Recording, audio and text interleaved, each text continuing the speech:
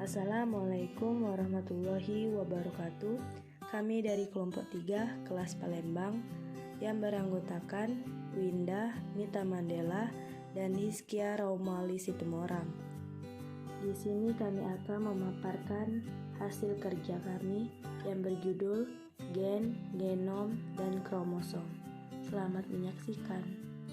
Tujuan pembelajaran: mahasiswa mampu menerapkan pemikiran logis, kritis, sistematis, inovatif, dan konteks peranan gen, genom, dan kromosom pada makhluk hidup. Sebagai dasar teori, setiap organisme hidup memiliki materi genetik yang berfungsi sebagai pembawa sifat dari induk ke keturunannya. Materi genetik ini terdiri dari DNA gen, genom, dan kromosom. Gen adalah semua DNA yang kodekan urutan primer dari beberapa produk gen akhir yang dapat berupa polipeptida atau RNA dengan fungsi struktural atau katalitik. Gen berfungsi sebagai materi hereditas penentu suatu sifat penyimpan informasi dan penyimpan memori sejati. Genom adalah kumpulan semua gen yang terdapat dalam kromosom dan termasuk daerah antar gen. Kromosom merupakan struktur padat yang terdiri dari protein dan DNA kromosom, memiliki berbagai bentuk berdasarkan letak sentromernya, yaitu metasentris, submetasentrik, akrosentris, dan telosentris.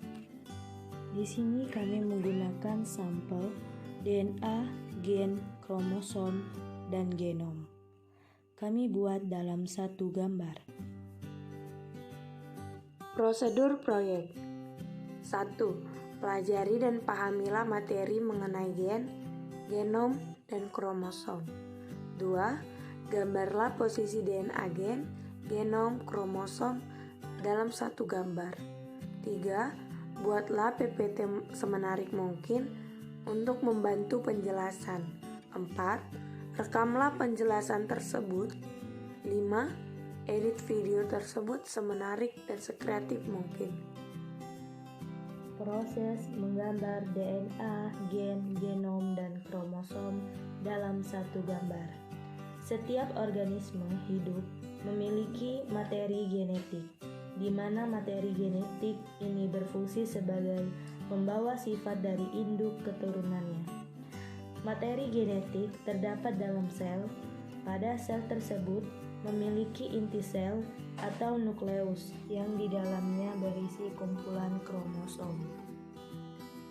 Kumpulan-kumpulan kromosom ini disebut dengan genom. Kromosom terdiri dari struktur padat yaitu protein dan DNA. Berdasarkan letak sentromernya, kromosom dibedakan menjadi 4 macam, yaitu metasentrik, submetasentrik, akrosentrik, dan telosentrik. Karena kromosom terdiri dari protein dan DNA, di mana setiap daerah ini di dalamnya terdapat gen. Oleh karena itu, sudah sangat jelas sekali bahwasannya DNA, gen, dan kromosom memiliki keterkaitan satu sama lain. Fungsi DNA, gen, dan kromosom yang pertama yaitu fungsi DNA. DNA sebagai pembawa materi genetik dari generasi ke generasi berikutnya. DNA juga berfungsi untuk mengontrol aktivitas hidup secara langsung maupun tidak langsung. Kedua yaitu fungsi gen. Gen berfungsi untuk menyampaikan informasi genetik dari generasi ke generasi dan juga mengontrol dan mengatur metabolisme dan perkembangan tubuh. Kemudian genom. Genom adalah gugus untuk himpunan biar lengkap dari suatu organisme, maka dari itu berfungsi untuk mengendalikan keseluruhan metabolisme sehingga organisme tersebut dapat hidup dengan sempurna. Yang terakhir yaitu fungsi dari kromosom.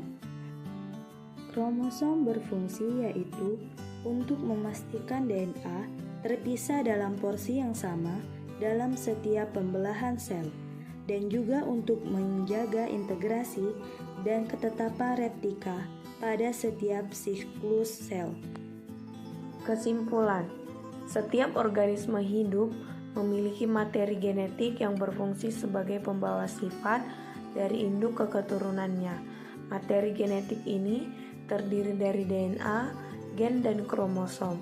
Gen adalah urutan DNA yang memiliki informasi genetik untuk menyintesis protein. Gen adalah kumpulan semua gen yang terdapat dalam kromosom dan termasuk daerah antar gen. Kromosom merupakan struktur padat yang terdiri dari protein dan DNA. Dengan demikian, DNA, gen, dan kromosom memiliki hubungan satu sama lain. Sekian, terima kasih. Wassalamualaikum warahmatullahi wabarakatuh.